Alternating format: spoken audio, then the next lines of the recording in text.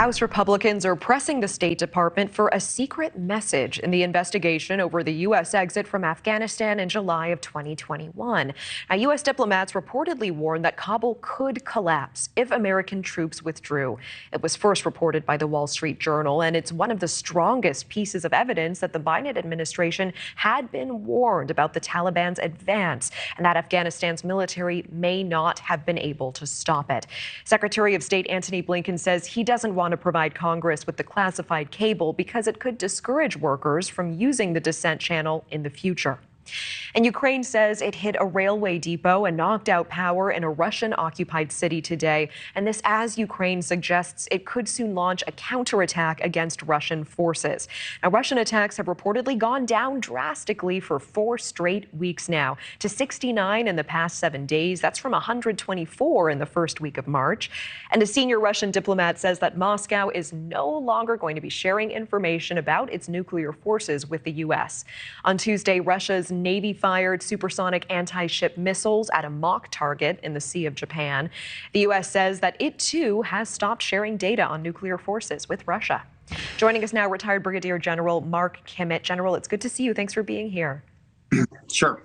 So the number of Russian attacks declining for 4 straight weeks. Is this a winding down in any way, or would it be a mistake to discount Russia's offensive capability at this point? Well, I don't think it's a winding down of operations at all. The Russians still have a significant amount of capability. I don't think they are looking to go on an offensive anytime soon, but it's certainly the case that they have dug in and have fairly strong defensive lines so that if the Ukrainians are prepared to conduct a counteroffensive of their own, they're going to run into a pretty thick Russian defense. When will the Ukrainians likely strike back? Because now they have 18 of those Leopard 2 tanks from Germany as well. Well, first of all, if I knew, I wouldn't tell you. They are maintaining very strong operational security on their plans right now. If I had to speculate based on history, I think they're going to wait at least a few more weeks, if not a few more months, until the ground gets harder, until more supplies can be brought up, more equipment can be brought up, more troops can be brought up. Conducting an offensive is very, very resource intensive, and it could very well be that they may not have enough now, but I don't think in the middle of muddy season, that's when they would want to kick off a counteroffensive. All right. But they've been surprising us. I appreciate that. And meanwhile, across the border from Ukraine, Belarus says that it has decided to allow the storage of tactical nuclear weapons for Russia. The U.S. at this point still saying no signs Russia is any closer to using them in Ukraine. What is the point of that Russian movement of nuclear weapons to Belarus? Well, there's a military term called a demonstration, just as you're seeing with these hypersonic missiles out in Japan. The purpose of a demonstration operation is to demonstrate capability. It doesn't necessarily say anything about intent or willingness to use it.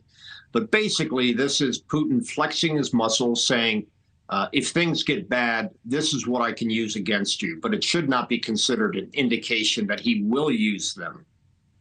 I appreciate that as well. And a senior Russian diplomat saying that Moscow has suspended sharing information about its nuclear forces with the U.S. and vice versa. And that includes notices about missile tests. What implications do you think that will have? Is this a further breakdown of relations, or is it significant in your mind? Well, first of all, I would take issue with this notion of vice versa. There's no indication and no reporting that would suggest that the United States nor the other nuclear nations are failing to provide required information under the nuclear limitation agreements, such as the START agreement. It does represent a breakdown in diplomacy. It does demonstrate that Russia is raising the stakes and making the situation more unstable. And we can only hope that Russia sees the error of its ways and try not only to end this war, but also to get back into these incredibly important nuclear arms agreements so that the risk of nuclear war is reduced and the transparency of each side's inventories is well known.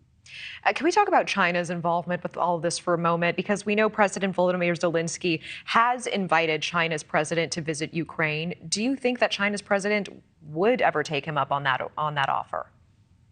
Oh, I think he certainly would. The Chinese have demonstrated that they're on the diplomatic offense. If you take a look at what China did in brokering an agreement between the Saudis and the Iranians, other offers they've made about bringing peace to Ukraine, the Chinese aren't necessarily in love with Russia, but I think they are smart enough to see an opportunity to expand their own influence, not only economically, as we've seen, but in this case, recently diplomatically. And it would be a significant coup if the Chinese were able to broker a peace between Ukraine and Russia. Certainly. All right, General Mark Kimmit, appreciate the expertise and time. Thank you.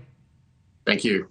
Thank you for watching. Go to newsnationnow.com to find NewsNation on your television provider. And don't forget to click the red subscribe button below to get more of NewsNation's fact-driven, unbiased coverage.